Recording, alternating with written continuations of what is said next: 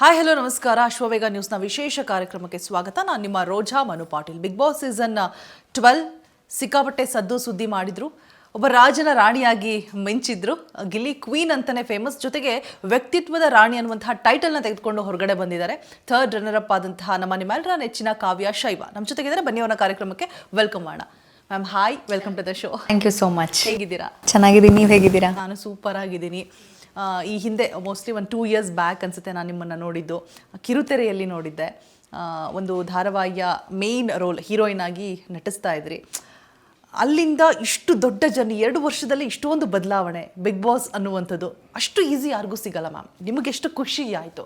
ಮೊದಲನೇದ ಕಾಲ್ ಬಂದಾಗ ನೀವು ರಿಜೆಕ್ಟ್ ಮಾಡಿದ್ರಿ ಅನ್ನುವಂಥದ್ದು ಗೊತ್ತಿದೆ. ಅಂದರೆ ಕೆಲವು ಮಾಡಿದೆ ಅಂದರೆ ಹೋಗೋದಕ್ಕೆ ಒಂದು ಸ್ವಲ್ಪ ಹಿಂದೇಟ್ ಹಾಕಿದ್ರಿ ಅನ್ನುವಂತಹ ಮಾತುಗಳು ಮೂಲಗಳ ಪ್ರಕಾರ ಬಂದಿರುತ್ತೆ ನಮಗೆ. ಖಂಡಿತ. ಅಂದರೆ ಹೋಗ್ತಿದ್ದೀನಿ ಅಂತಂದರೆ ನಾನು 100% ಕೊಡೋದಕ್ಕೆ ನಾನು ರೆಡಿ ಇದ್ದೀನಾ ಅನ್ನೋದು ನನಗೆ ನಾನೇ ಕ್ವೆಶ್ಚನ್ ಮಾಡ್ಕೊಂಡಿದ್ದುಂಟು. ಯಾಕಂದರೆ ಏನೋ ಆಫರ್ ಸಿಕ್ತು ಅಂತ ಹೇಳಿ ಹೋಗಿ 1-2 ವಾರಕ್ಕೆ ಹೋಗಿ ಬರೋದಿದ್ರೆ ಬೇಡವೇ ಬೇಡ ಅನ್ನೋದು ನನ್ನ ಒಂದು ಇಂಟೆನ್ಷನ್ ಆಗಿತ್ತು. ಆಡಿದ್ರೆ ತುಂಬ ಚೆನ್ನಾಗಿ ಆಟ ಆಡ್ಕೊಂಡೇ ಬರಬೇಕು ಅನ್ನೋದಿತ್ತು. ಹಾಗಾಗಿ ನನ್ನ ಕೈಲಿ ಆಗುತ್ತಾ ಅನ್ನೋ ಕ್ವೆಶ್ಚನ್ ಮಾರ್ಕಿಗೆ ಆನ್ಸರ್ ಸಿಕ್ಕ ಮೇಲೇ ನಾನು ಎಸ್ ಆಡ್ತೀನಿ ಅಂತ ಹೇಳಿ ಒಪ್ಕೊಂಡು ಹೋಗಿ ಬಂದಿದ್ದೀನಿ. ಹೇಗೆ ಅನ್ನಿಸ್ತಾ ಇದೆ ಮ್ಯಾಮ್? ಥರ್ಡ್ ರನ್ನರ್ ಅಪ್ ಆಗಿದ್ದೀರಾ. ಅದು ದಟ್ ಈಸ್ ನಾಟ್ ಈಸಿ. ಅಲ್ಲಿ ತನಕ ಹೋಗೋದು, ಅಷ್ಟೂ ಜನ ಕಂಟೆಸ್ಟೆಂಟ್ಸ್ಗಳ ಜೊತೆ ಹೋರಾಡಿ, ಜೊತೆಗೆ ನಾವಾಗಿದ್ದು, ಅಂದರೆ ಬಿಗ್ ಬಾಸ್ಗೆ ಒಳಗಡೆ ಹೋಗೋಕ್ಕಿಂತ ಒಬ್ಬರು ಆರ್ಟಿಸ್ಟ್ ನಾವು ಈ ಥರ ಅಂತ ಏನು ನೋಡಿರ್ತೀವಿ, ಒಳಗಡೆ ಹೋದಾಗ ಅವರು ಕಂಪ್ಲೀಟಾಗಿ ಚೇಂಜ್ ಆಗಿ ಕಾಣಿಸ್ಕೊಳ್ತಾರೆ. ಕೆಲವೊಬ್ರು ಹಾಗೆ ಎದ್ದು ಬರ್ತಾರೆ. ಬಟ್ ನಾವು ಹೊರಗಡೆ ಹೇಗೆ ನೋಡಿದ್ವಿ, ಒಂದಷ್ಟು ಜನಕ್ಕೆ ಪರಿಚಿತರಿದ್ರಿ, ಒಳಗಡೆ ಕೂಡ ಹೋಗಿ ಬಂದ ಮೇಲೆ ಅದೇ ರೀತಿಯಾದಂಥ ವ್ಯಕ್ತಿತ್ವವನ್ನು ಉಳಿಸ್ಕೊಂಡು ಬಂದಿದ್ದೀರಾ. ನಾನು ಹೋಗುವಾಗ ಅದೇ ಅಂದ್ಕೊಂಡೇ ಹೋಗಿದ್ದು. ನಾನು ಹೋಗಿ ಕಪ್ ಗೆಲ್ಲಿಲ್ಲ ಅಂದರೂ ಪರವಾಗಿಲ್ಲ, ಒಂದು ಪಕ್ಷ ನನ್ನ ತನನ ಕಳ್ಕೊಂಡು ಬರೋದು ಬೇಡ ಅಂತ ಅಂದ್ಕೊಂಡೆ ಹೋಗಿದ್ದು. ಅದೇ ರೀತಿ ಆಟ ಆಡಿ ಬಂದಿದ್ದೀನಿ. ಸೂಪರ್. ವ್ಯಕ್ತಿತ್ವದ ರಾಣಿ ಅಂತ ನಾನು ಸ್ಟಾರ್ಟಿಂಗಲ್ಲೇ ಹೇಳಿದೆ. ಆ ಟೈಟಲ್ ಅಷ್ಟು ಈಸಿಯಾಗಿ ಯಾರಿಗೂ ಕೂಡ ಸಿಗೋದಿಲ್ಲ. ಸೊ ನಿಮಗೆ ಸಿಕ್ಕಿರುವಂಥದ್ದು ಎಷ್ಟು ಖುಷಿ ಇದೆ. ಅದಕ್ಕೆ ಈಗ ಬಿಗ್ ಬಾಸ್ ಮನೆಯೊಳಗೆ ಹೋಗಬೇಕು ಅಂದರೆ ಕೆಲವೊಂದು ಪ್ಲ್ಯಾನಿಂಗ್ಸನ್ನು ಮಾಡ್ಕೊತಾರೆ. ಹೀಗೆ ಇರಬೇಕು, ಹೀಗೆ ಆಟ ಆಡಬೇಕು, ಇದೇ ಥರನೇ ನಾವೊಂದು ಇಮೇಜ್ ಕ್ರಿಯೇಟ್ ಮಾಡಬೇಕು ಅಂತ ಹೇಳಿಬಿಟ್ಟು. ಸೊ ಆ ಥರ ಏನಾದರೂ ಪ್ಲ್ಯಾನಿಂಗ್ ಇತ್ತಾ? ಆ ಟೈಟಲ್ ಪಡೆಯೋದಕ್ಕೋಸ್ಕರ ನಿಮ್ಮ ಸ್ಟ್ರಗಲ್ ಇತ್ತಾ? ಹೇಗೆ? ಇಲ್ಲ, ಟೈಟಲ್ ಪಡೆಯೋದಕ್ಕೋಸ್ಕರ ಯಾವುದು ಆ ಥರ ಎಫರ್ಟ್ಸ್ ಹಾಕಿಲ್ಲ. ನಾನು ಹೇಗಿದ್ನೋ ಹಾಗೇ ಇದ್ದೆ. ವ್ಯಕ್ತಿತ್ವದ ಆಟದಲ್ಲಿ ವ್ಯಕ್ತಿತ್ವದ ರಾಣಿ ಅನ್ನೋ ಬಿರುದು ಸಿಕ್ಕಿರೋದು ನಿಜವಾಗ್ಲೂ ತುಂಬ ಖುಷಿ ಇದೆ ನನಗೆ. ಅಂದರೆ ಒಳಗಡೆ ಇದ್ದಾಗ ನಮ್ಗೆ ಇದು ಯಾವುದು ಕ್ಲೂನೇ ಇರಲ್ಲ, ಇಮ್ಯಾಜಿನೂ ಮಾಡ್ಕೊಂಡಿರಲ್ಲ ಈ ಥರದ್ದು ಒಂದು ಹೋಗ್ತಿರುತ್ತೆ ಅಂತ. So very much happy about it. ಯಾಕಂದರೆ ನೀವು ಹೇಳ್ದಂಗೆ ಆ ಥರದ್ದು ಒಂದು ಅಷ್ಟು ಈಸಿಯಾಗಿ ಕೊಡಲ್ಲ. ಸೊ ಎಫರ್ಟ್ಸ್ ಹಾಕಿ ಇದೇ ಥರ ಇದೇ ಥರದ್ದು ಒಂದು ತಗೋಬೇಕು ಅನ್ನೋದು ಇರಲಿಲ್ಲ. ಆ್ಯಂಡ್ ಯಾವುದು ಪ್ಲ್ಯಾನ್ ಮಾಡ್ಕೊಂಡು ಹೋಗಿ ಆಟ ಆಡೋದಕ್ಕೆ ಬಿಗ್ ಬಾಸಲ್ಲಿ ಆಗಲ್ಲ. You can't fake. Or especially ಈ ಸೀಸನಲ್ಲಿ ಲೈವ್ ಇದ್ದಿದ್ದರಿಂದ 24 ಗಂಟೆ ನೀವು ಫೇಕ್ ಮಾಡೋಕ್ಕಾಗಲ್ಲ. ಸೊ 4 ತಿಂಗಳು ತುಂಬ ಕಷ್ಟವಾಗಿತ್ತು. ಓಕೆ. ಇನ್ನು ಬಿಗ್ ಬಾಸ್ ಅಂತ ಬಂದಾಗ ಎಲ್ಲರೂ ಫಸ್ಟ್ ಕಂಪ್ಲೇಂಟ್ ಹೇಳ್ತಾರೆ, ಊಟ ಸರಿಯಾಗಿ ಸಿಗಲ್ಲ, ಅದಕ್ಕೋಸ್ಕರ ನಾವು ವೆಯ್ಟ್ ಎಲ್ಲ ಲಾಸ್ ಆಗಿಬಿಡ್ತೀವಿ ಅಂತ ಹೇಳ್ಬಿಟ್ಟು. ಕಾವ್ಯ ಅವರು ಕೂಡ ನೋಡಿದ್ರೆ ಸ್ವಲ್ಪ ಸಣ್ಣ ಆಗಿದ್ದಾರೆ ಅಂತ ಅನ್ನಿಸ್ತಾ ಇದೆ. ಸೊ ನಿಮಗೆ ಹೇಗೆ ಆ ಫುಡ್ ಬಗ್ಗೆ ಹೇಳೋದಾದರೆ, ಅಂದರೆ ಆ ಟಾಸ್ಕ್ನೆಲ್ಲ ನೀಟಾಗಿ ಕಂಪ್ಲೀಟ್ ಮಾಡಿದ್ರಷ್ಟೇ ನಿಮಗೆ ಹೊಟ್ಟೆ ತುಂಬ ಊಟ, ಇಲ್ಲಾಂದರೆ ಅಲ್ಲಿ ಯಾರೋ ಮಿಸ್ ಮಾಡಿದ್ರು, ಇಲ್ಲೇನೋ ಎಡವಟ್ಟಾಯಿತು ಅಂತ ಅಂದರೆ ನಿಮಗೆ ಸಿಗ್ತಾ ಇದ್ದಂತಹ ಬಜೆಟ್ ಕೂಡ ಕಮ್ಮಿ ಆಗ್ತಾ ಇರುತ್ತೆ. ಸೊ ಅದ್ರ ಬಗ್ಗೆ ಹೇಳೋದಾದರೆ, ಪ್ರೀವಿಯಸ್ ಸೀಸನ್ ಬಂದವರೆಲ್ಲ ಹೇಳ್ತಾ ಇದ್ರು ಊಟಕ್ಕೆ ಪ್ರಾಬ್ಲಮ್ಮೇ ನಮಗೆ, ನಾವು 3 ಹೊತ್ತು ಊಟ ಮಾಡ್ತಿದ್ವಿ ಅಂತ. ನಾವು 2 times ಅಷ್ಟೇ ಊಟ ಮಾಡ್ತಾ ಇದ್ದಿದ್ದು. ರೇಷನ್ ಬರ್ತಾ ಇತ್ತು, ಬಟ್ ಮಾಡ್ಕೊಂಡು ತಿನ್ನುವಾಗ ನಮ್ದು ಹೆಂಗಾಯಿತು, ಜಂಟಿ ಒಂಟಿ ಅನ್ನೋ ಕಾನ್ಸೆಪ್ಟ್ ಇದ್ದಿದ್ದರಿಂದ ಜಂಟಿಗಳಿಗೆ ಬೇರೆ ಅಡುಗೆ, ಒಂಟಿಗಳಿಗೆ ಬೇರೆ ಅಡುಗೆ ಮಾಡಬೇಕಾಗಿತ್ತು ಸ್ಟಾರ್ಟಿಂಗಲ್ಲಿ. ಸೊ ಅದು ಎರಡೂ ಮಾಡಬೇಕಾಗಿರೋ ಜಂಟಿಯವರೇ. ಸೊ ಜಂಟಿಯವ್ರು ನಾವು ಮಾಡಿ ನಮ್ಗೇನಾಗ್ಬಿಡ್ತು, ಓಕೆ ಇವಾಗ ಬ್ರಂಚ್ ಮಾಡ್ಕೊಂಬಿಡೋಣ, ಬೆಳಗ್ಗೆ ಆಲ್ರೆಡಿ ಒಂದು 11 o'clock ಆಗಿದೆ ಅನಿಸುತ್ತೆ, ತಿನ್ಕೊಂಬಿಡೋಣ ಬ್ರಂಚು, ಒಟ್ಟಿಗೆ ರಾತ್ರಿ ಊಟ ಮಾಡೋಣ ಅಂತ ಸ್ಟಾರ್ಟ್ ಮಾಡಿ ಅದು ಹಾಗೆ ಕೊನೆವರೆಗೂ ಹಾಗೆ ಬಂದುಬಿಡ್ತು. ನಮ್ಮ ಹೊಟ್ಟೆನೂ ಅದಕ್ಕೆ ಅಡ್ಜಸ್ಟ್ ಆಗಿಬಿಡ್ತು. ಹೆಲ್ದಿ ಫುಡ್ಡೇ ತಿಂತಾಯಿದ್ವಿ. ಎಲ್ಲೋ ಕೆಲವೊಂದೊಂದು ವಾರಗಳಲ್ಲಿ ನಾವು ಅಡ್ಜಸ್ಟ್ ಮಾಡ್ಕೋಬೇಕಾಗಿ ಬರ್ತಾಯಿತ್ತು. ಇಲ್ಲ ಅಂದರೆ ಊಟಕ್ಕೇನೂ ಕಮ್ಮಿ ಇರಲಿಲ್ಲ. ಅಂದರೆ ಲಕ್ಸುರಿಯಸ್ ಆಗಿ ಕೊಡ್ತಿರ್ಲಿಲ್ಲ, ಹೊಟ್ಟೆ ತುಂಬ ಅಂತೂ ಊಟ ಸಿಗ್ತಾಯಿತ್ತು. ಸೂಪರ್. ಇನ್ನು ಇಷ್ಟೂ ಜನ ಕಂಟೆಸ್ಟೆಂಟ್ಸ್ಗಳಲ್ಲಿ ಕಾವ್ಯನ ಹೆಸರು ಜಾಸ್ತಿ ಕೇಳ್ಪಡ್ತಾ ಇದ್ದಿದ್ದು ಗಿಲ್ಲಿಯ ಜೊತೆ. ಅಂದರೆ ಗೊತ್ತಿಲ್ಲ ಅದು ಯಾಕೆ ಅಂತ ಹೇಳ್ಬಿಟ್ಟು ಪ್ರತಿ ಸೀಸನಲ್ಲೂ ಕೂಡ ಒಂದು ರೀತಿಯಾಗಿ ಲವ್ ಬರ್ಡ್ಸ್ ಅಂತ ಹೇಳ್ಬೋದು, ಅಥವಾ ಒಂದು ಫ್ರೆಂಡ್ಶಿಪ್ ಅಥವಾ ಕಂಫರ್ಟೇಬಲ್ ಝೋನ್ ಅಂತ ಹೇಳ್ಬಿಟ್ಟು ಯಾರೋ ಒಬ್ಬರ ಜೊತೆ ಚೆನ್ನಾಗಿರ್ತೀವಿ ನಾವು, ನಮ್ಮ ಕಷ್ಟ ಸುಖಗಳನ್ನು ಹೇಳ್ಕೊತಾ ಇರ್ತೀವಿ. ಸೊ ಹಾಗೆ ಕಾವ್ಯನ ಅತಿ ಹೆಚ್ಚಾಗಿ ಕೇಳಿ ಬಂದಿದ್ದು ಗಿಲ್ಲಿ ಅವರ ಜೊತೆ. ಸೊ ಅವ್ರ ಬಗ್ಗೆ ಗೆದ್ದಿದ್ದಾರೆ, ಕಪ್ಪನ ಗೆದ್ದಿದ್ದಾರೆ. ಆಲ್ಮೋಸ್ಟ್ ಅವ್ರು ಗೆಲ್ಲೋಕ್ಕಿಂತ ಮುಂಚೆನೇ ಹೊರಗಡೆ ಸೆಲೆಬ್ರೇಷನ್ಸ್ ಸ್ಟಾರ್ಟ್ ಆಗಿತ್ತು, ಗಿಲ್ಲಿನೇ ಗೆಲ್ಲೋದು ಪಕ್ಕ ಅಂತ ಹೇಳ್ಬಿಟ್ಟು.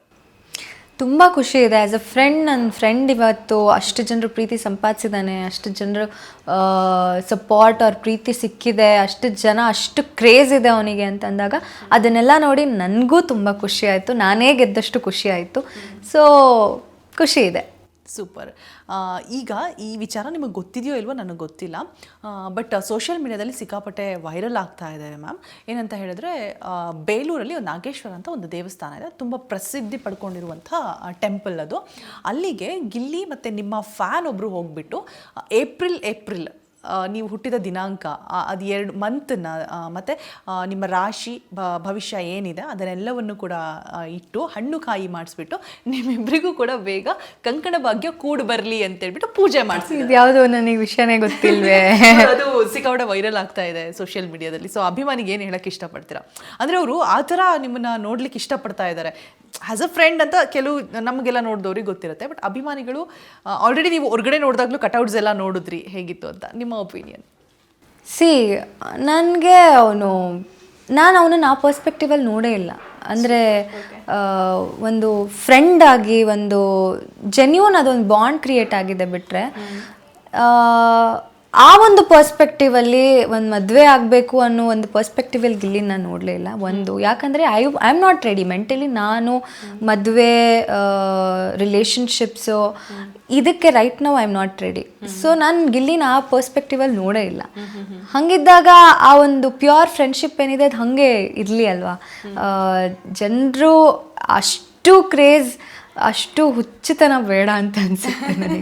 ಈ ಜನ ನೆನ್ನೆ ಗಿಲ್ಲಿಯವ್ರನ್ನ ಮಾತನಾಡಿಸಿದಾಗಲೂ ಕೂಡ ಅವ್ರು ಅದೇ ಹೇಳ್ತಾ ಇದ್ರು, ಇಲ್ಲ ಕಾವ್ಯ ನಂಗೊಬ್ಬ ಒಳ್ಳೆ ಸ್ನೇಹಿತೆ ಅಂತ ಹೇಳ್ಬಿಟ್ಟು. ನಾನು ನೆಕ್ಸ್ಟ್ ಕ್ವೆಶನ್ ಅರೈಸ್ ಮಾಡೋ ಅಷ್ಟರಲ್ಲಿ ಅವ್ರು ನನಗೆ ಮಿಸ್ ಆಗಿಬಿಟ್ರು. ಏನಂತಂದರೆ ಮತ್ತೆ ಯಾಕೆ ಬಿಗ್ ಬಾಸ್ ಮನೆ ಒಳಗಡೆ I love you Kavya, I love you Kavya ಎಷ್ಟು ಸರ್ತಿ ಹೇಳಿದಾರೋ ಅದು ಕೌಂಟ್ಸೇ ಇಲ್ಲ. ಅಷ್ಟು ನಮಗೆಲ್ಲ ನೋಡಿದವ್ರಿಗೆ ವಾವ್ ಇವ್ರು ರಿಯಲ್ ಆಗೋ ಜೋಡಿ ಆದರೆ ಚೆನ್ನಾಗಿರುತ್ತಾ ಅಂತ ಅದು ಎಂಟರ್ಟೈನ್ ಮಾಡ್ತಾ ಇದ್ರಲ್ಲ, ಆಗ ಅನ್ನಿಸ್ತಾ ಇತ್ತು.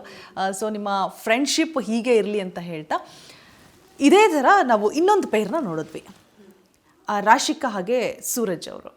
ಸೊ ಏನಾಗುತ್ತೆ ಅಂತ ಹೇಳಿದ್ರೆ ಕಾವ್ಯ ಅವರೇ, ಹೊರಗಡೆ ನೋಡಿದಾಗ ಸೊ ಗೇಮ್ ಪ್ಲಾನಿಂಗ್ ನಡೆಯುತ್ತಾ? ಬಿಕಾಸ್ ಈ ರೀತಿ ಆಟ ಆಡಿದ್ರೆ ಉಳ್ಕೊಳ್ಬೋದು ಅನ್ನುವಂತಹ ಸ್ಟ್ರಾಟಜಿ ಏನಾದರೂ ಪ್ಲೇ ಮಾಡ್ತಾರಾ ಅಂತ ಹೊರಗಡೆ ಜನಕ್ಕೆ ಅನಿಸುವಂತಹ ಅಭಿಪ್ರಾಯ, ನೀವೇನು ಹೇಳ್ತೀರಾ? ಆ ಥರ ಅನಿಸಿದ್ದಿದ್ರೆ ನಾನು ಯಾಕೆ ಇವಾಗ ಗಿಲ್ಲಿಯಿಂದ ನನ್ನ ಗೇಮ್ ಎಫೆಕ್ಟ್ ಆಗ್ತಿದೆ ಅಂತಂದಾಗ ನಾನು ಯಾಕೆ ಅಲರ್ಟ್ ಆಗ್ತಾಯಿದ್ದೆ? ಐ ವುಡ್ ಹ್ಯಾವ್ ಕಂಟಿನ್ಯೂಡ್, ಅದನ್ನೇ ಕಂಟಿನ್ಯೂ ಮಾಡ್ತಾ ಇದ್ನಲ್ಲ. ಆ ಥರ ಈ ಗೇಮ್ ಪ್ಲಾನ್ ಮಾಡಿ ನೀವು ಆಟ ಆಡೋಕ್ಕಾಗಲ್ಲ. ಅದು ಆರ್ಗ್ಯಾನಿಕ್ಕಾಗಿ ಏನು ಬಾಂಡ್ ಬಿಲ್ಡ್ ಆಗುತ್ತೆ, ಆರ್ಗ್ಯಾನಿಕ್ಕಾಗಿ ಏನು ಫ್ರೆಂಡ್ಶಿಪ್ ಕ್ರಿಯೇಟ್ ಆಗುತ್ತೆ, ಅದು ಹಾಗೆ ಆಗಿಬಿಡುತ್ತೆ. ಸೊ ಗೇಮ್ಗೋಸ್ಕರ ನಾವು ಮಾಡ್ತಿದ್ದೀವಿ ಅಂದರೆ ಸಿಕ್ಕಾಕೊಂಡ್ಬಿಡ್ತಾರೆ. ಅಂದರೆ ಗೊತ್ತಾಗ್ಬಿಡುತ್ತೆ ಒಂದು ಪಾಯಿಂಟಲ್ಲಿ, ಆಡಿಯನ್ಸ್ ಫೂಲ್ಸ್ ಎಲ್ಲ. ನೀವು ನಾಟಕ ಮಾಡಿದ್ರೆ ಗೊತ್ತಾಗುತ್ತೆ, ಜೆನ್ಯೂನಾಗಿದ್ದರೆ ಪ್ರತಿಯೊಂದು ಗೊತ್ತಾಗ್ಬಿಡುತ್ತೆ. ಅಷ್ಟು ಝೂಮಲ್ಲಿ ಇರ್ತೀವಿ ನಾವು. ಸೊ ನಾಟಕ ಮಾಡೋಕ್ಕಾಗಲ್ಲ. ಬಟ್ ಕೆಲವರು ಕಮೆಂಟ್ಸಲ್ಲಿ ಹೇಳೋದು, ಮೊನ್ನೆ ರೀಸೆಂಟಾಗಿ ಲಾಸ್ಟ್ ಫಿನಾಲೆ ನಿಯರ್ ಬಂದಾಗ ಲಾಸ್ಟ್ ವೀಕಲ್ಲಿ ನೀವು ಗಿಲ್ಲಿ ಅವರಿಗೆ, ಎಲ್ಲರೂ ಕೂಡ ಗಿಲ್ಲಿ ಅವರಿಗೆ ಅಂದರೆ ನೆಗೆಟಿವ್ ಏನಿದೆ ಗಿಲ್ಲಿದು ಅದನ್ನು ಹೇಳಿದಂಥ ಸಂದರ್ಭದಲ್ಲಿ, ಕಾವ್ಯ ಕೂಡ ಇಷ್ಟು ದಿನ ಗಿಲ್ಲಿ ಜೊತೆಗೆ ಬಂದುಬಿಟ್ಟು ಈಗ ಗಿಲ್ಲಿಗೆ ಟಾಂಗ್ ಹೊಡಿತಾ ಇದ್ದಾರೆ, ಗಿಲ್ಲಿ ನೆಗೆಟಿವ್ಸ್ನ ಹೇಳ್ತಾ ಇದ್ದಾರೆ ಅಂತೇಳ್ಬಿಟ್ಟು ಒಂದಷ್ಟು ಜನ ಮಾತಾಡ್ತಾ ಇದ್ದಾರೆ. ಅಂದರೆ ಇಷ್ಟು ದಿನ ಸಪೋರ್ಟ್ ತೊಗೊಂಡು ಎಂಡಲ್ಲಿ ಕೈ ಬಿಟ್ಟರು ಅಂತ. ಯಾವುದು ನೆಗೆಟಿವ್ ಏನು ಹೇಳಿದ್ದೀನಿ ನನಗೆ ನೆನಪಾಗ್ತಿಲ್ಲ. ಈ ಏನು ವ್ಯಾಕ್ಸ್ ಮಾಡೋ ಟೈಮಲ್ಲಿ ಇಲ್ಲ, ಅದು ಏನು ಸಿಟ್ಟಿದೆ ನೀವು ಇಷ್ಟು ದಿನ ತೀರಿಸ್ಕೊಳಕ್ಕಾಗಿಲ್ಲ, ಅದನ್ನು ತೀರಿಸ್ಕೊಳ್ಳಿ ಅಂತ. ಈಗ ಒಂದು ಫ್ರೆಂಡ್ಶಿಪ್ಪಲ್ಲಿ ಜಗಳ ಆಗೋದೇ ಇಲ್ವಾ? ಒಂದು ಫ್ರೆಂಡ್ಶಿಪ್ಪಲ್ಲಿ ಮಿಸ್ಅಂಡರ್ಸ್ಟ್ಯಾಂಡಿಂಗ್ಸ್ ಆಗೋದೇ ಇಲ್ವಾ? ಅದೇ ರೀತಿ ನನಗೂ ಅವನಿಗೂ ಏನೊಂದು ಜಗಳ ಆಗಿರುತ್ತೆ. ಒಂದು ವಾಟ್ ಡು ದಿಸ್ ಸೇ, ಒಂದು ಕಾನ್ವರ್ಸೇಷನ್, ನೀನು ಹಿಂಗೆ ಮಾಡಿದ್ದೆ ತಗೋ ಅಂತ. ಇವಾಗ ಫ್ರೆಂಡಿಗೆ ನಾವು ರೇಕ್ಸಲ್ವಾ ಅಥವಾ ವಾಟ್ ಎವರ್ ಆ ಥರದೊಂದು ಆ್ಯಕ್ಟಿವಿಟಿ ಕೊಟ್ಟಾಗ ಅವ್ನು ನನಗೆ ಹರ್ಟ್ ಮಾಡಿದ್ದನ್ನ ಹೇಳಿ ವ್ಯಾಕ್ಸ್ ಮಾಡಬೇಕಾಗಿತ್ತು. ಅದು ಹೆಂಗೆ ಅದು ನೆಗೆಟಿವ್ ಅಂತ ಆಗ್ಬಿಡುತ್ತೆ. ಪ್ರತಿ ಸಲ ಬರೀ ನಾವು ಪಾಸಿಟಿವ್ಸೇ ಹೇಳ್ಕೊಂಡು ಕೂತಾಗ ನೀನು ಫೇಕ್ ಮಾಡ್ತಿದ್ದೆ ಅಂತಲೇ ಆಗೋದು. When it comes to friendship ಏನೋ ಒಂದು ನೆಗೆಟಿವ್ ಆಗ್ತಿದೆ ಅಂದರೆ ಯು ಟೆಲ್ ಇಟ್, ನೋ, ಅದು ಹೇಳು, ಅವ್ನು ಕರೆಕ್ಟ್ ಮಾಡ್ಕೋತಾನೆ. ನೀನು ಸರಿಯಾಗೇ ಇದೆಯಾ ಅಂದಾಗ ನೀನು ಫೇಕ್ ಮಾಡ್ತಿದ್ಯಾ ಅಂತಲೇ ಆಗಲ್ವಾ ಅದು. ದೆನ್ ಅಶ್ವಿನಿ ಅವರು ತುಂಬ ಚೆನ್ನಾಗಿ ಆಡ್ತಾರೆ. ಸ್ಟಾರ್ಟಿಂಗಿಂದನೂ ಕೂಡ ಅವ್ರ ಎನರ್ಜಿ ಆಗಿರ್ಬೋದು ಮತ್ತು ಪಾಸಿಟಿವ್ ನೆಗೆಟಿವ್ ಎಲ್ಲದನ್ನೂ ಕೂಡ ತೆಗೆದುಕೊಂಡು ಆಟ ಆಡ್ತಾ ಇರ್ತಾರೆ. ಬಟ್ ಅಟ್ ದ ಎಂಡಲ್ಲಿ ಏನಾಗ್ಬಿಡುತ್ತೆ ಅಂತ ಹೇಳಿದ್ರೆ ಫುಲ್ಲು ಆ ವಾರ ಲಾಸ್ಟ್ ವೀಕ್ ಏನಾಗುತ್ತೆ ಅಂದರೆ ಕಾನ್ಫ್ಲಿಕ್ಟ್ ಆಗುತ್ತೆ. ಜಗಳ ಆಡ್ತಿರೋರೆಲ್ಲ ಚೆನ್ನಾಗಿ ಆಗ್ತಾರೆ, ಚೆನ್ನಾಗಿದ್ದವರೆಲ್ಲ ಒಂದು ಸ್ವಲ್ಪ ಎಲ್ಲೋ ಇರಿಸು ಮುನಿಸು ಬಿಕಾಸ್ ವೋಟಿಂಗ್ ಅಂತ ಬಂದಂತಹ ಸಂದರ್ಭದಲ್ಲಿ ಫೈನಲಿ ನಮಗೆ ನೋಡಿದ್ರೆ ಆಶ್ಚರ್ಯ, ಗಿಲ್ಲಿ ಅವರು ಅಶ್ವಿನಿ ಅವರು ಅಷ್ಟು ಚೆನ್ನಾಗಿ ಆಗಿದ್ದು ಎಂಡಲ್ಲಿ. ಸೊ ನಿಮಗೇನು ಅನ್ನಿಸ್ತು? ಅವ್ನು ಮೊದಲಿಂದನೂ ಇವಾಗ ಜಗಳ ಜಗಳ ಆಗ್ತಿತ್ತು, ಬಟ್ ಎಲ್ಲೂ ಅವನು ಅವ್ರನ್ನ ಕಂಪ್ಲೀಟಾಗಿ ಮಾತು ಬಿಡೋದಾಗಿರಲಿ ಅಥವಾ ಇನ್ನೊಂದಾಗಲಿ ಮಾಡ್ತಿರ್ಲಿಲ್ಲ. ಅವ್ನು ಏನೇ ಮಾಡ್ತಿದ್ರು ಡೈರೆಕ್ಟಾಗಿ ಅವ್ರಿಗೇನು ಬೈತಾ ಇದ್ದ ಅಥವಾ ಏನೋ ಒಂದು ಕೌಂಟರ್ ಕೊಡ್ತಿದ್ದ ಅದೆಲ್ಲ ಡೈರೆಕ್ಟಾಗೇ ಮಾಡ್ತಿದ್ದ. ಅದು ಬಿಟ್ಟರೆ ಅವನು ಅವ್ರ ಜೊತೆ ಮಾತು ಬಿಡೋದಾಗಿರಲಿ ಚೆನ್ನಾಗಿಲ್ದಿರೋ ಥರದ್ದಾಗಿರಲಿ ಮಾಡಲೇ ಇಲ್ಲ.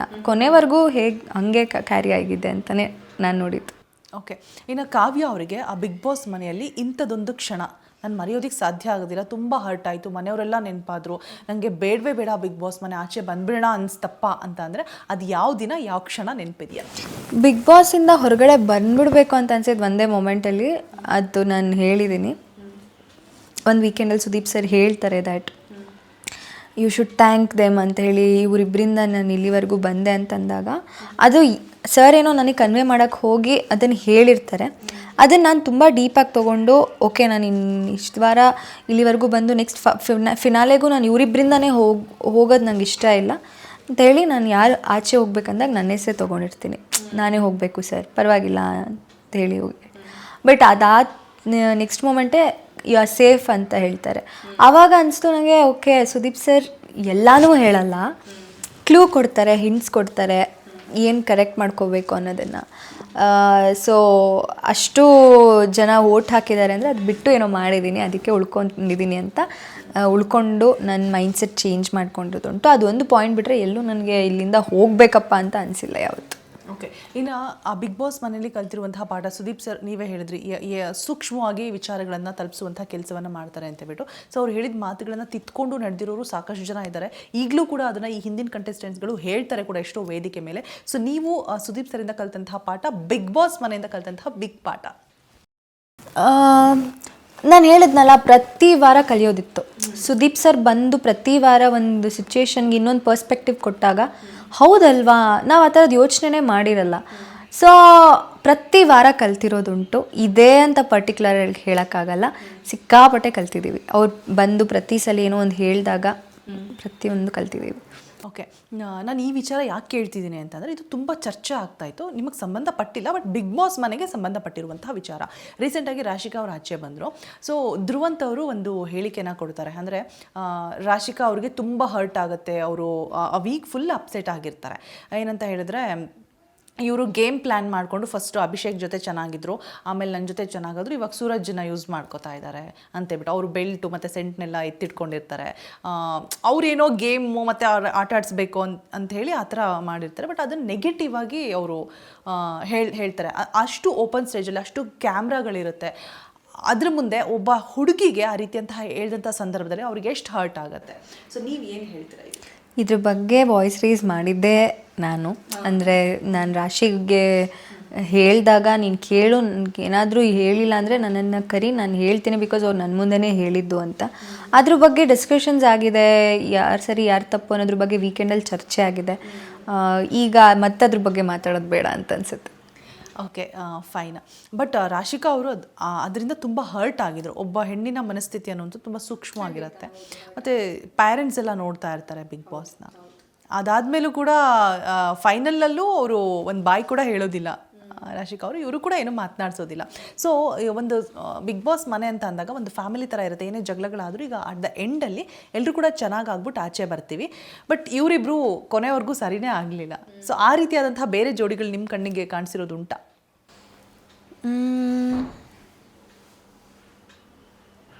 ಇಲ್ಲ, ಎಲ್ಲರೂ ನಾರ್ಮಲಾಗೇ ಇರ್ತಿದ್ರು ಅನಿಸುತ್ತೆ. ಅಂದರೆ ಕೆಲವೊಂದೊಂದು ವಿಷಯಗಳನ್ನ you can't forgive and forget. So probably ಅದು ಅವಳಿಗೆ ಎಫೆಕ್ಟ್ ಆಗಿದೆ, ಅದಕ್ಕೆ ಮಾತಾಡಿಲ್ಲ. ಓಕೆ, ಇನ್ನು ಫ್ಯಾಮಿಲಿ ರೌಂಡ್ ಅಂತ ಬಂದಾಗ ಕಾವ್ಯ ಅವರೇ ಅದನ್ನಂತೂ ಮರೆಯೋಕ್ಕಾಗೋದೇ ಇಲ್ಲ. ಬಿಕಾಸ್ ನಮಗೆ ನೋಡೋದಕ್ಕೆ ಒಂಥರ ಹಬ್ಬದ ಥರ ಫೀಲ್ ಆಗ್ತಾಯಿತ್ತು. ಅದರಲ್ಲೂ ನೀವು ಅಷ್ಟು ದಿನ ಬಿಟ್ಟಿದ್ಬಿಟ್ಟು ಅಟ್ ಎ ಟೈಮ್ ಫ್ಯಾಮಿಲಿ ಅಷ್ಟು ಜನ ಒಳಗಡೆ ಎಂಟರ್ ಆದಾಗ ನಿಮಗೆ ಹೇಗೆ ಫೀಲ್ ಆಯಿತು ಆ ಕ್ಷಣಗಳನ್ನು ಮೆಲ್ಕು ಹಾಕೋದಾದರೆ? ನನಗೆ family round it was not a nice experience. ಯಾಕಂದರೆ ತಪ್ಪಾಯಿತು, ತಪ್ಪಿಗೆ ಶಿಕ್ಷೆ ಆಯಿತು. ಸೊ ತುಂಬ ಬೇಜಾರಾದಂಥ ಒಂದು ವೀಕ್ ಅದು ನನಗೆ. ಅದಾದಮೇಲೆ I was completely down. Next ಏನು ಮಾಡಬೇಕು ಅನ್ನೋ ಒಂದು ಕನ್ಫ್ಯೂಷನಲ್ಲೇ ನನ್ನನ್ನು ಆ ವೀಕ್ ಆದಮೇಲೆ ಅದೇ ಕಂಟಿನ್ಯೂ ಆಗಿಬಿಡ್ತು. ಯಾ ಓಕೆ. ಇನ್ನು ಗಿಲ್ಲಿ ಅವ್ರಿಗೆ ಈಗ ಆಲ್ರೆಡಿ ಒಂದಷ್ಟು ಆಫರ್ಸ್ಗಳು, ಸಿನಿಮಾಗಳು ಏನೋ ಬುಕ್ಕಿಂಗ್ ನಡೀತಾ ಇದೆ, ಅಷ್ಟು ಬ್ಯುಸಿ ಆಗಿದ್ದಾರೆ. ಈ 2 ವರ್ಷದ ಹಿಂದೆ ಜಗ್ಗೇಶ್ ಅವ್ರು ಹೇಳಿದರು ಒಂದು ವೇದಿಕೆ ಮೇಲೆ, ಇವ್ರಿಗೆ 2 ಗನ್ಮ್ಯಾನ್ ಬೇಕು ಮುಂದೆ, ಆ ಮಟ್ಟಕ್ಕೆ ಈ ಹುಡುಗ ಬೆಳೀತಾನೆ ಅಂತ ಹೇಳ್ಬಿಟ್ಟು. ಅದು ನಿನ್ನೆ ಮೆರವಣಿಗೆ ಎಲ್ಲ ಆಯಿತು, ನಿಮ್ಮ ಗಮನಕ್ಕಿದೆ ಅಂತ ಭಾವಿಸ್ತೀನಿ. ಸೊ ಅದನ್ನೆಲ್ಲ ನೋಡಿದಾಗ ಒಬ್ಬ ಸ್ಟಾರ್ ಹೀರೋಗೂ ಕೂಡ ಆ ರೀತಿಯಾದಂಥ ಫ್ಯಾನ್ಸ್ ಇರ್ತಾರೋ ಇಲ್ವೋ ಗೊತ್ತಿಲ್ಲ, ಅಷ್ಟು ಈ ಬಿಗ್ ಬಾಸಿಂದ ಅವರು ಗಳಿಸಿರುವಂಥದ್ದು. ಅದ್ರ ಬಗ್ಗೆ ಹೇಳೋದಾದರೆ ತುಂಬ ಖುಷಿಯಾಗುತ್ತೆ. ನಾನು ಹೇಳಿದ್ನಲ್ಲ, ಆ್ಯಸ್ ಅ ಫ್ರೆಂಡ್ ಅವ್ನು ವಿನ್ ಆಗಿರೋದು, ಇಷ್ಟು ಜನರ ಪ್ರೀತಿ ಗಳಿಸಿರೋದು ನೋಡೋದಕ್ಕೆ ಒಂಥರ ಖುಷಿ. And he deserves it. ಅಂದರೆ ಸುಮ್ಮನೆ ಹೆಂಗೋ ಹಾಗೆ ಬಂದಿದ್ದಲ್ಲ, ಅವನು ಅದಕ್ಕೆ ತುಂಬ ಹಾರ್ಡ್ ವರ್ಕ್ ಮಾಡಿದ್ದಾನೆ. ಆಟನೂ ಕೂಡ ತುಂಬ ಚೆನ್ನಾಗಿ ಆಡಿದ್ದಾನೆ. So he deserves it. Okay. ಇನ್ನು ಕಾವ್ಯ ಅವರು ಬಿಗ್ ಬಾಸ್ ಆಯಿತು, ವಾಟ್ ನೆಕ್ಸ್ಟ್ ಅನ್ನುವಂಥದ್ದು ಪ್ರತಿಯೊಬ್ಬರಿಗೂ ಕಂಟೆಸ್ಟೆಂಟ್ಸ್ಗಳಿಗಿರುತ್ತೆ. ಎಷ್ಟೋ ಜನಕ್ಕೆ ಈಗ ಆಲ್ರೆಡಿ ಆಫರ್ಸ್ ಕೂಡ ಬರ್ತಾ ಇರುತ್ತೆ, ಸೀರಿಯಲ್ಲು, ಸಿನಿಮಾ ಅಂತ ಹೇಳಿಬಿಟ್ಟು. ಈಗ ಕೂಡ ಕಾವ್ಯ ಅವ್ರಿಗೆ ಯಾವುದೋ ಕಾಲ್ ಬಂದಿತ್ತು, ತೆಲುಗು ಸೀರಿಯಲ್ ಅವ್ರ cinema I don't know, but Telugu ಅನ್ನೋದೊಂದು ಗೊತ್ತಾಯಿತು ನನಗೆ. ಮುಂದಿನ ಪ್ಲ್ಯಾನ್ ಏನು ಕಾವ್ಯ? ಗೊತ್ತಿಲ್ಲ ನನಗೂ. ಅಂದರೆ ಸದ್ಯಕ್ಕೆ ಸ್ವಲ್ಪ ಪಾಸ್ ಮಾಡಿದ್ದೀನಿ, ಸ್ವಲ್ಪ ಲೆಟ್ ಮೀ ಬ್ರೀದ್, ಸ್ವಲ್ಪ ಉಸಿರಾಡಿ ಡಿಸಿಷನ್ ತೊಗೊಳ್ತೀನಿ. ಬಟ್ ಆದಷ್ಟು ಬೇಗ ಒಂದೊಳ್ಳೆ ಪ್ರಾಜೆಕ್ಟ್ ಮಾಡ್ತೀನಿ. ಓಕೆ. ಇನ್ನು ನೀವು ಆಲ್ರೆಡಿ ಧಾರಾವಾಹಿ ಮುಖಾಂತರ ಮನೆ ಮಗಳಾಗಿದ್ರಿ, ಈಗ ಬಿಗ್ ಬಾಸ್ ಮುಖಾಂತರ ಒಂದಷ್ಟು ಅಭಿಮಾನಿಗಳನ್ನು ಸಂಪಾದನೆ ಮಾಡಿಬಿಟ್ಟು ಕರ್ನಾಟಕ ಜನತೆಯ ಮಗಳಾಗಿದ್ದೀರಾ.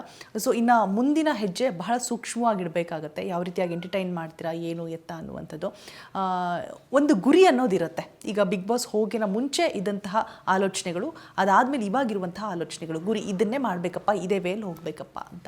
ನಾನು ಬಿಗ್ ಬಾಸ್ಗೆ ಮುಂಚೆನೂ ಅಷ್ಟೇ, ಏನಾದರೂ ಸರಿ, ಹೆಂಗಾದರೂ ಸರಿ, ಏನೋ ಒಂದು ಮಾಡಿಬಿಡೋಣ ಅನ್ನೋದಿರಲಿಲ್ಲ ನನಗೆ. ಪ್ರತಿಯೊಂದು ಹೆಜ್ಜೆನೂ, ಪ್ರತಿಯೊಂದು ಇವಾಗ ಏನೋ ಒಂದು ಮಾಡಿ ಇದಾದಮೇಲೆ ನೆಕ್ಸ್ಟು ಇದಕ್ಕಿಂತ ಬೆಟ್ರಾಗಿ ಏನೋ ಮಾಡಬೇಕು ಅನ್ನೋದೇ ನನ್ನ ಒಂದು ಇಂಟೆನ್ಷನ್ನು. ಸೊ ನನ್ನ ಗ್ರಾಫ್ ನೋಡೋದು ಹಾಗೆ ಇದೆ. ಲೈಕ್ ಸ್ಮಾಲ್ ಕ್ಯಾರೆಕ್ಟರ್ಸ್ ಮಾಡ್ತಾ, ಲೀಡ್ ಮಾಡಿ, ಆಮೇಲೆ ಸಿನಿಮಾ ಮಾಡಿ, ದೆನ್ ಬಿಗ್ ಬಾಸ್ನ ಎಕ್ಸ್ಪ್ಲೋರ್ ಮಾಡಿದ್ದೀನಿ. ಐ ಥಿಂಕ್ ಇದಕ್ಕಿಂತ ದೊಡ್ಡದಾಗಿ ಏನೋ ಒಂದು ಮಾಡಬೇಕು ಅನ್ನೋದೇ ಎಲ್ಲ. ಅಂದರೆ ಇರುತ್ತಲ್ವಾ ಲೈಫಲ್ಲಿ, ಇವಾಗೇನೋ ಮಾಡಿ ಇದಕ್ಕಿಂತ ದೊಡ್ಡದಾಗೇನೋ ಮಾಡಬೇಕು, ನನ್ನ ಗ್ರಾಫ್ ಹೋಗಬೇಕು ಮೇಲೆ ಅಂತ. ಸೊ ಅದ್ರ ತಕ್ಕಂತೆ ನನಗೆ ಬರೋ ಆಪರ್ಚುನಿಟೀಸಲ್ಲಿ ನನಗೆ ನನ್ನ ಕರಿಯರ್ ಗ್ರೋತಿಗೆ ಯಾವ್ದು ಹೆಲ್ಪ್ ಆಗುತ್ತೋ ಅದನ್ನು ಸೆಲೆಕ್ಟ್ ಮಾಡಿ ಮಾಡ್ಕೊಂಡು ಹೋಗ್ತೀನಿ. ಸೂಪರ್. ಇನ್ನು ನಾವು ಕಾವ್ಯನ ನೋಡಿದ್ದು ಹಳ್ಳಿ ಹುಡುಗಿ ಪಾತ್ರದಲ್ಲಿ ಹೆಚ್ಚಾಗಿ. ಈಗ ಹೇಗಿರುತ್ತೆ ಅಂತಂದರೆ, ಇತ್ತೀಚಿನ ದಿನಗಳಲ್ಲಿ ಗ್ಲಾಮರಸ್ ಕಾಣಿಸ್ಕೊಬೇಕು ಅನ್ನುವಂಥ ಆಸೆ ಪ್ರತಿಯೊಬ್ಬ ಹೆಣ್ಮಕ್ಳಿಗೂ ಕೂಡ ಇದ್ದೇ ಇರುತ್ತೆ. ನಾವು ಹಿಂದಿನ ಸೀರಿಯಲಲ್ಲೂ ಕೂಡ ನಾವು ಹಳ್ಳಿ ಹುಡುಗಿ ಪಾತ್ರದಲ್ಲೇ ನೀವು ಮಿಂಚಿದ್ರಿ. ಆ ಲಂಗಾದವಣಿ ಅದೆಲ್ಲ ವಂಡರ್ಫುಲ್ ಆಗಿ ಕಾಣಿಸ್ತೀರಾ ಅದರಲ್ಲಂತೂ ನೀವು ಟ್ರೆಡಿಷ್ನಲ್ ಲುಕ್ಕಲ್ಲಿ. ಇನ್ನು ಕೊತ್ತಲವಾಡಿ ಸಿನಿಮಾದಲ್ಲೂ ಆಲ್ಮೋಸ್ಟ್ ಆಲ್ ಹಾಗೆ ಇತ್ತು. ಈಗ ನೆಕ್ಸ್ಟ್ ಪಾತ್ರಗಳನ್ನ ಯಾವ ರೀತಿ ಚೂಸ್ ಮಾಡಬೇಕು ಅನ್ನುವಂಥ ಮೆಂಟ್ಯಾಲಿಟಿ ಇದೆ ನಿಮಗೆ? ಪಾತ್ರಗಳು ಮತ್ತು ನನಗೆ ಇವಾಗ ಕತೆ ಕೇಳಿದಾಗ ಆ ಕ್ಯಾರೆಕ್ಟ್ರಲ್ಲಿ ನಾನು ಇದಕ್ಕೆ 100% ಕೊಡ್ಬೋದು, ಇದನ್ನು ನಾನು ಮಾಡ್ಬೋದು ಅಂತ ಅನಿಸೋ ಕ್ಯಾರೆಕ್ಟರ್ಸ್ನ ಖಂಡಿತವಾಗ್ಲೂ ಒಪ್ಕೊಂಡು ಮಾಡ್ತೀನಿ. ಸೂಪರ್. ಇವಾಗ ಸುಮ್ಮನೆ ನಾನು ಒಂದು ಏನಂತ ಹೇಳಿದ್ರೆ ಅಸಂಪ್ಷನ್ಸ್ ಅಂತಲೇ ತಿಳ್ಕೊಳ್ಳಿ. ಫಾರ್ ಎಕ್ಸಾಂಪಲ್ ಯಾವುದೋ ಒಂದು ಸಿನಿಮಾ ಬರುತ್ತೆ, ಸಿನಿಮಾದಲ್ಲಿ ನೀವೇ ಹೀರೋಯಿನ್ ಆಗಿರ್ತೀರ, ಗಿಲ್ಲಿನೇ ಹೀರೋ ಆಗಿರ್ತಾರೆ ಅಂತ ಅಂದರೆ ಒಪ್ಕೋತೀರಾ ಸಿನಿಮಾನ? ಖಂಡಿತ ಒಪ್ಕೋತೀನಿ. ಕತೆ ನನಗೆ ಆ ಕ್ಯಾರೆಕ್ಟರ್ನ ನಾನು ಪ್ಲೇ ಮಾಡಿ ನಾನು 100% ಅದಕ್ಕೆ ಕೊಡ್ಬೋದು, ಆ ಕ್ಯಾರೆಕ್ಟರ್ಗೆ ನಾನು ಜಸ್ಟಿಫೈ ಮಾಡ್ಬೋದು ಅಂದರೆ ಖಂಡಿತ ಒಪ್ಕೊಳ್ತೀನಿ. ಸೂಪರ್. ಇನ್ನು ಅಶ್ವಿನಿ ಅವರು, ಕಾವ್ಯ ಅವರೇ ಒಂದು ಹೇಳಿಕೆನ ಕೊಡ್ತಾರೆ. ಬಿಗ್ ಬಾಸ್ ಮುಗಿದು ಆಚೆ ಬಂದಂತಹ ಸಂದರ್ಭದಲ್ಲಿ ನಾವು ಗಿಲ್ಲಿ ಅವರ ಸ್ಟ್ರಗಲ್ಸ್ ನೋಡಿದ್ದೀವಿ. ಬಿಕಾಸ್ ನೋಡೋದಕ್ಕೆ ಅಲ್ಲೇ ಹೋಗ್ಬೇಕಂತೇನಿಲ್ಲ, ನಾನು ನೆನ್ನೆ ಅಲ್ಲಿ ಹೋದಾಗಲೂ ಕೂಡ ಅವ್ರ ಮನೆ ಆಗಿರ್ಬೋದು, ಆ ಹಳ್ಳಿ ವಾತಾವರಣ ಆಗಿರ್ಬೋದು ಗೊತ್ತಾಗುತ್ತೆ, ಒಬ್ಬ ಮಿಡಲ್ ಕ್ಲಾಸ್ ಹುಡುಗ ಅನ್ನುವಂಥದ್ದು. ಬಟ್ ಅಶ್ವಿನಿ ಅವ್ರು ಯಾಕೆ ಆ ಥರ ಮಾತು ಹೇಳಿದ್ರು ಅಂತ ಗೊತ್ತಿಲ್ಲ. ಅವ್ರೇನು ಬಡವ ಅಲ್ಲ, ಬಡವತನ ವೇಷ ಧರಿಸ್ಕೊಂಡು ಬಿಗ್ ಬಾಸ್ ಮನೇಲಿ ಇದ್ದರು, ವಿಶ್ವಾಸವನ್ನು ಗಳಿಸಿದ್ರು, ಜನರ ಪ್ರೀತಿಯನ್ನು ಗಳಿಸಿದ್ರು ಆಗ ಹೇಳ್ಕೊಂಡು ಅಂತೇಳ್ಬಿಟ್ಟು. ಅಂದರೆ ಗಿಲ್ಲಿ ಕಪ್ ಗೆದ್ದಿರೋತ್ತಿಗೆ ನನಗೆ ಬರಬೇಕಿತ್ತು, ನನಗೆ ತುಂಬ ವೋಟ್ಸ್ ಬಂದಿದೆ ಅನ್ನುವಂಥ ಹೇಳಿಕೆಯನ್ನು ಕೂಡ ಅಶ್ವಿನಿ ಅವರು ಕೊಟ್ಟಿದ್ದಾರೆ. ಕಂಪೇರ್ ಟು ಅದರ್ಸ್, ಅಲ್ಲಿ ಬೇರೆ ಏನೋ ಆಗಿದೆ ಅನ್ನೋ ರೀತಿ ಹೇಳಿಕೆ. ಸೊ ಇದಕ್ಕೆ ನಿಮ್ಮ ರಿಯಾಕ್ಷನ್ ಏನು? ಅದೇ ಇವಾಗ ಗಿಲ್ಲಿ ನಾನು ಆ ಶೋ ಅಲ್ಲಿ ಮಾಡಿದ್ರಿಂದ ಎಲ್ಲೂ ಅವನು ನಾನು ಬಡವ ಆ ಥರದ್ದು ಎಲ್ಲೂ ಅವನು ಪದೇ ಅದನ್ನು ಹೇಳಿ ಅದನ್ನು ರಿಜಿಸ್ಟ್ರ್ ಮಾಡಬೇಕು, ಅದರಿಂದ ನಂಗೆ ಯೂಸ್ ಆಗುತ್ತೆ ಅನ್ನೋ ಥರದ್ದು ಅವನು ಆಡಿಲ್ಲ. ಬಡವ ಅಂತ ಅವನು ಹೇಳ್ಕೊಂಡೇ ಇಲ್ಲ. ಬಟ್ ಆ ಸತ್ಯ ಸುಳ್ಳಾಗಲ್ಲ ಅಲ್ವಾ. ಅಂದರೆ ಅವನ ಸ್ಟ್ರಗಲ್ಸ್ ನಿಜಾನೇ, ಹೇಳ್ಕೊಂಡಿಲ್ಲ ಅದನ್ನು, ಬಟ್ ದಟ್ ಈಸ್ ಟ್ರೂತ್. ಅದು ಬಿಟ್ಟು ಇವಾಗ ಟ್ಯಾಲೆಂಟ್ ಇಲ್ಲ ಅಂತಂದರೆ ಬಡವರಾಗಿರಲಿ ಶ್ರೀಮಂತರಾಗಿರಲಿ ಲೈಕ್ ಅದು ಯಾವುದೂ ಮ್ಯಾಟ್ರೇ ಆಗಲ್ಲ. ಟ್ಯಾಲೆಂಟ್ ಇರಬೇಕು. ಆ ಟ್ಯಾಲೆಂಟಿಂದಾನೇ ಅವನು ಇಷ್ಟು ದೂರ ಬಂದಿದ್ದಾನೆ ಅಂತ ಅನ್ಕೊತೀನಿ. ಸೂಪರ್. ರಾಜ್ಬಿ ಶೆಟ್ಟಿ ಅವರು ರೀಸೆಂಟಾಗಿ ಇದೇ ಮಾತನ್ನು ಹೇಳಿದ್ರು. ಅನುಶ್ರೀ ಅವರ ಒಂದು ರಿಯಾಲಿಟಿ ಶೋ ವೇದಿಕೆ ಮೇಲೆ ಬಡವ ಶ್ರೀಮಂತ ಅನ್ನೋದು ಮುಖ್ಯ ಆಗಲ್ಲ, ಟ್ಯಾಲೆಂಟ್ ಈಸ್ ಇಂಪಾರ್ಟೆಂಟ್ ಅಂತ ಹೇಳ್ಬಿಟ್ಟು. ಓಕೆ, ದೆನ್ ಬಿಗ್ ಬಾಸ್ ಅನ್ನುವಂಥದ್ದು ದೊಡ್ಡ ವೇದಿಕೆ. ಅದರಿಂದ ಎಷ್ಟೋ ಜನರಿಗೆ ಆರ್ಟಿಸ್ಟ್ಗಳಿಗೆ ಜನಪ್ರಿಯತೆ ಸಿಕ್ಕಿರೋದಿಲ್ಲ. ಈಗ ನಿಮಗೆ ಧಾರಾವಾಹಿ ಆ್ಯಂಡ್ ಕೊತ್ತಲವಾಡಿ ಸಿನಿಮಾಗೆ ಕಂಪೇರ್ ಮಾಡಿದ್ರೆ ಅದಕ್ಕಿಂತ ನೀವು ಹೇಳಿದ್ರಿ ಗ್ರಾಫ್ನ ಏರಿಸೋದಕ್ಕೆ ಇಷ್ಟಪಡ್ತೀನಿ ಅಂತ.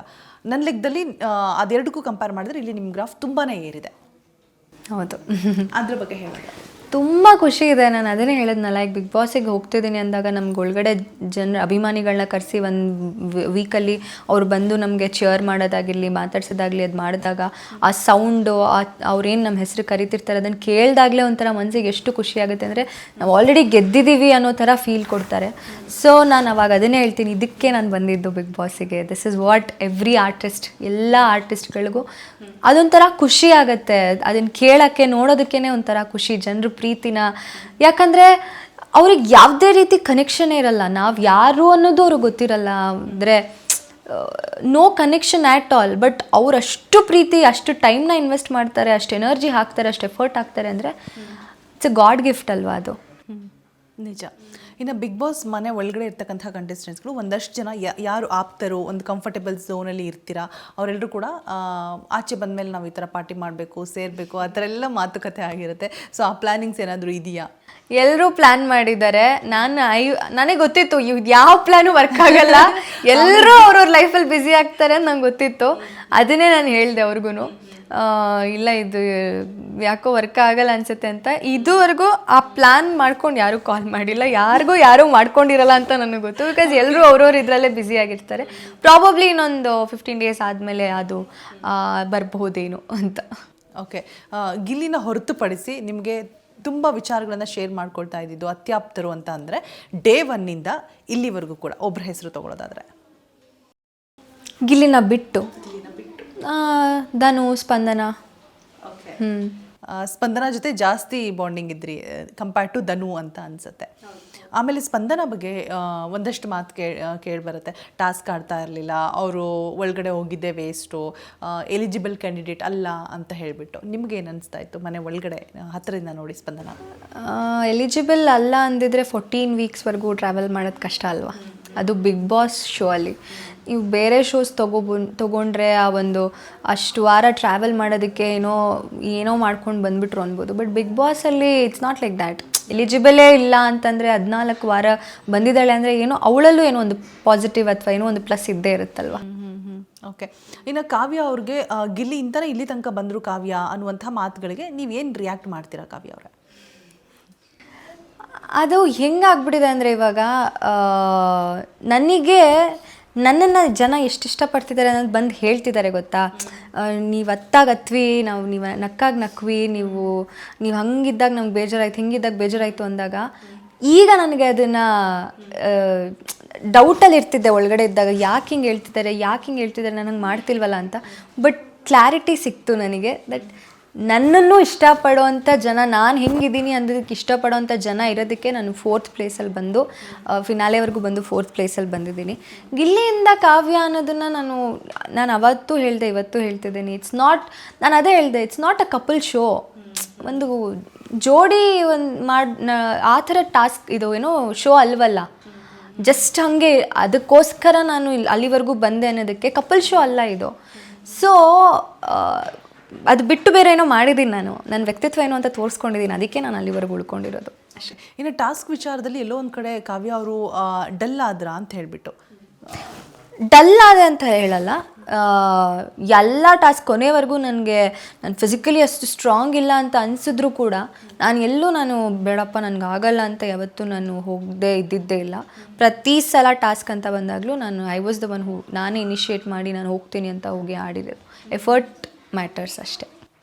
ಓಕೆ, ಇನ್ನು finally big boss third runner up ಆಗಿದ್ದೀರಾ, ನಾನು ಈ ಪ್ಲೇಸಲ್ಲಿ ಇರಬೇಕಿತ್ತು ಅಂತ ಹೇಳ್ಬಿಟ್ಟು ನಿಮ್ಮ ಎಕ್ಸ್ಪೆಕ್ಟೇಷನ್ ಏನಾದರೂ ಇತ್ತಾ? ಇಲ್ಲಿ ಇದ್ದಿದ್ರೆ ಈ ಪ್ಲೇಸಿಗೆ ನಾನು ಅರ್ಹಳಾಗಿದ್ದೆ ಅನ್ನೋದಾದರೆ? ನಿಜವಾಗ್ಲೂ ಇವಾಗ ಜನ ನನಗೆ ಏನು ಕೊಟ್ಟಿದ್ದಾರೆ, 4ನೇ ಸ್ಥಾನ ಏನು ಕೊಟ್ಟಿದ್ದಾರಲ್ಲ, ಅದು ನಿಜವಾಗ್ಲೂ ನಾನು ಪ್ರೀತಿಯಿಂದ ಒಪ್ಕೊತೀನಿ. ಅದಕ್ಕೆ ಮುಂಚೆ ಇವರು ರವಿ ಸರ್ ನಮಗೆ ಒಂದು ಆಪ್ಷನ್ ಕೊಡ್ತಾರೆ, ದುಡ್ಡು ಕೊಟ್ಬಿಟ್ಟು 15 lakhs ಇದೆ ತೊಗೊತೀರಾ ಇಲ್ಲ ಯಾರಾದರೂ ಹೋಗ್ತೀರಾ ಅಂದಾಗಲೂ ನನಗೆ ಅದನ್ನು ನಾನು ಡಿನೈ ಮಾಡಿದೆ. ನಾನು ತೊಗೊಳ್ಳಿಲ್ಲ, ಯಾರೂ ತೊಗೊಳ್ಳಿಲ್ಲ, ನಾನು 4 ಜನನೂ ತೊಗೊಳ್ಳಿಲ್ಲ. ಯಾಕಂದರೆ ಇಷ್ಟು ದೂರ ಬಂದಿರೋದೇ ಜನರು ಓಟಿಂದ. ಸೊ ಇಲ್ಲಿಂದ ಹೊರಗಡೆ ಹೋದರೂ ಜನರು ಓಟಿಂದಾನೇ ಹೋಗೋಣ ಅಂತಲೇ ಒಂದು ಇತ್ತು. 15 ಲಕ್ಷ ಇಟ್ಸ್ ನಿಜವಾಗ್ಲೂ ಒಂದು ಹ್ಯೂಜ್ ಅಮೌಂಟ್ ನಮಗೆ.